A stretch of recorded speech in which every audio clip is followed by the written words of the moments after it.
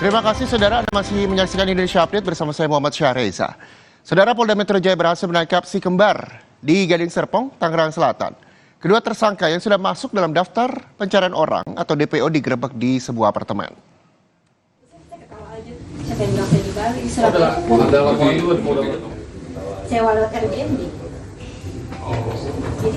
Pelarian tersangka penipuan iPhone hingga kerugian mencapai 36 miliar rupiah berakhir Selasa pagi.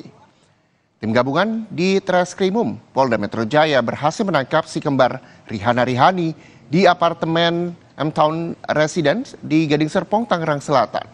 Keduanya pun tak berkutik saat petugas menangkapnya.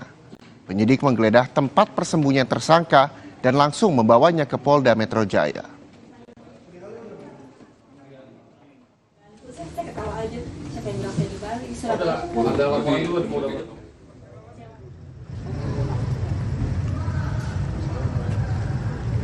Selasa pagi tersangka penipuan si kembar Rihana Rihani ini tiba di gedung Polda Metro Jaya dengan pengawalan tim gabungan di Treskrimum Polda Metro Jaya.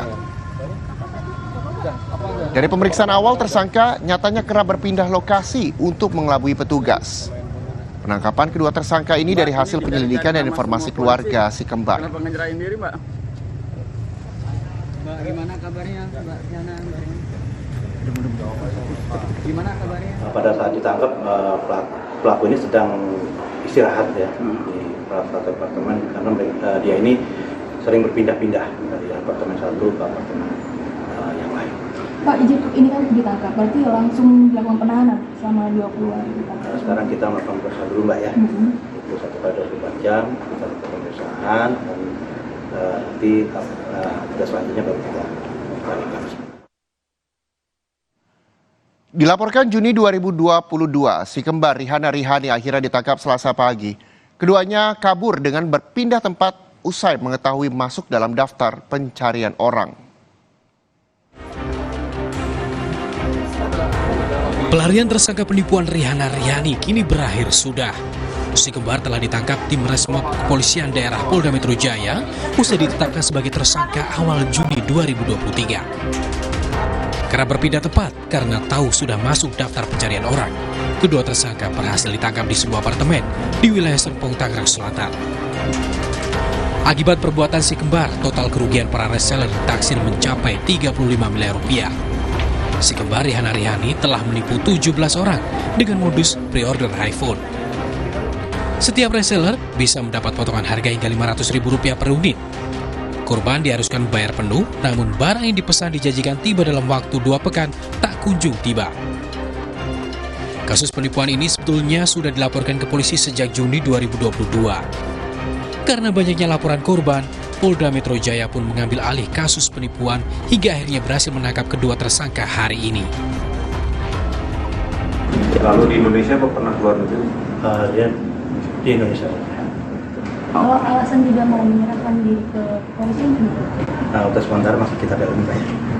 Ya, Pak, makasih Pak. Ada keterlibatan pihak keluarga, Bang, mengingat keduanya itu selalu berpindah-pindah atau gimana?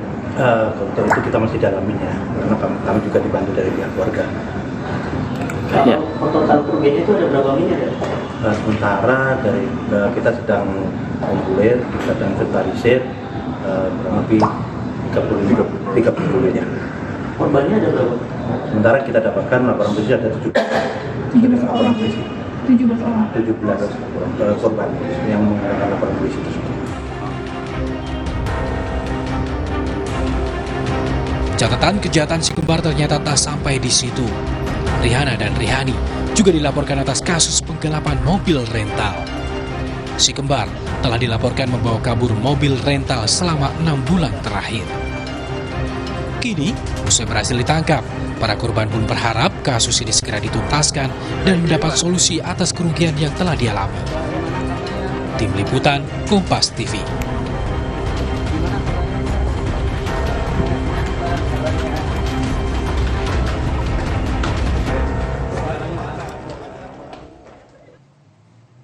Informasi lebih lengkapnya kita akan bergabung dengan jurnalis Kompas TV ada Jonah Hamonangan di Polda Metro Jaya, Jakarta. Jonah, dari penangkapan si kembar Selasa pagi tadi, barang bukti apa saja yang memang telah disita oleh polisi?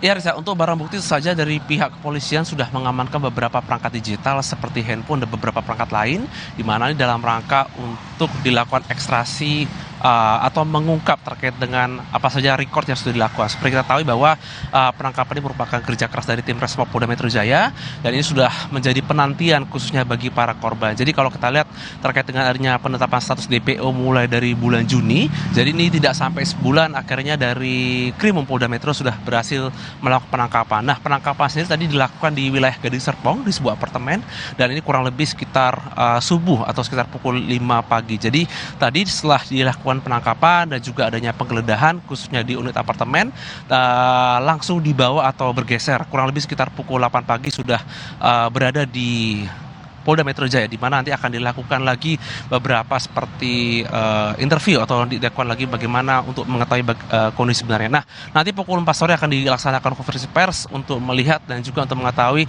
terkait dengan proses hukum selanjutnya. Jadi terkait tadi untuk penggeledahan dari tim Resmo sudah mengamankan beberapa device atau perangkat elektronik mulai dari handphone dan juga beberapa perangkat lain untuk dilakukan ekstraksi untuk melihat apa saja track record atau transaksi yang sudah dilakukan selama ini.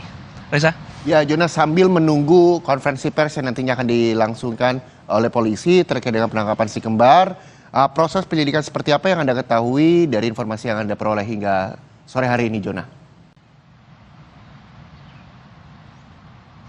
Ya, satu saja terkait dengan adanya kasus ini memang adanya pelaporan dari korban. Jadi sebenarnya untuk korban melapor ini cukup banyak dan ini dilakukan di beberapa tempat seperti di Polda Metro Jaya dan juga ada di Polres. Memang kasus ini sudah cukup lama, kurang lebih sekitar 1 tahun, tapi akhirnya menjadi viral dan akhirnya dari pihak Polda Metro Jaya akan melakukan penyelidikan lebih lanjut. Nah, terkait dengan kasus ini pun sebenarnya ini akan menjadi awal yang baru untuk mengungkap apakah ada kasus lain. Jadi kasus ini sebenarnya bermula dari adanya pembukaan pre-order iPhone. Nah, pre-order iPhone itu jadi kita membayar lebih dahulu dan barang datang kemudian. Yang menjadi masalah adalah ketika masyarakat banyak sekali melakukan pre-order tapi barangnya tidak diberikan. Dan untuk total kerugian sendiri dari Polda Metro Jaya mengatakan bahwa total ada 35 miliar. Meskipun dari PPATK mengatakan ada transaksi yang lebih dari itu. Jadi memang kita masih menunggu tindak lanjut dari pihak polisian khususnya dari Polda Metro Jaya untuk mengungkap berapa total kerugian khususnya dari para korban yang akhirnya melakukan pre-order iPhone tersebut.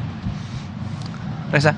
Ada 17 korban yang merasa ditipu hingga akhirnya melaporkan hal tersebut.